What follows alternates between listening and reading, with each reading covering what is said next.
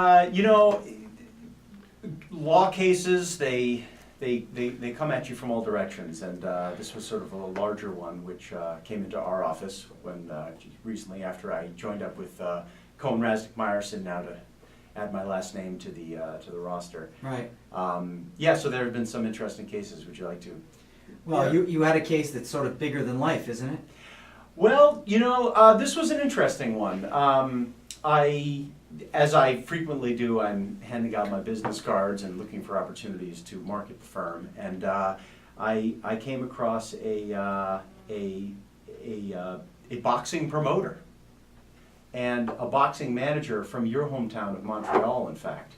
I get a call out of the blue. He says, you know, look, I'm looking for a litigator in the United States that doesn't know anything about boxing, but is willing to take on a new boxing case. I said, you know, I really don't know that much about boxing law. But he said, what would you like to learn? I said, sure. He said, in essence, he thought he might have a case against Don King, the boxing promoter. The boxing promoter. The boxing promoter, the storied, legendary promoter.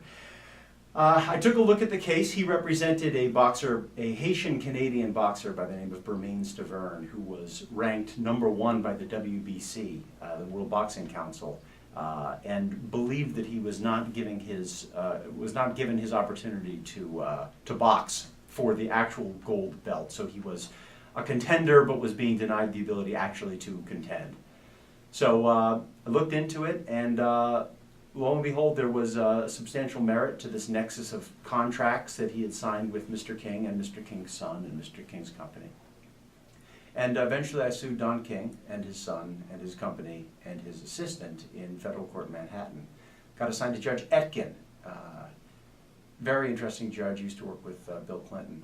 And eventually the case moved forward. It was complicated and interesting, and it was spirited, and no one admitted any wrongdoing, but we eventually settled. And now 2.5 weeks ago, Bermain Stavern had the opportunity in LA to box for the WBC, World Boxing Council Gold Heavyweight belt. And did he win? I'm happy to report he won. And now he's the WBC Gold Heavyweight. It's a good thing he won, huh? It's a good thing he won. I would So have, Don King was keeping him. elections would have been a problem.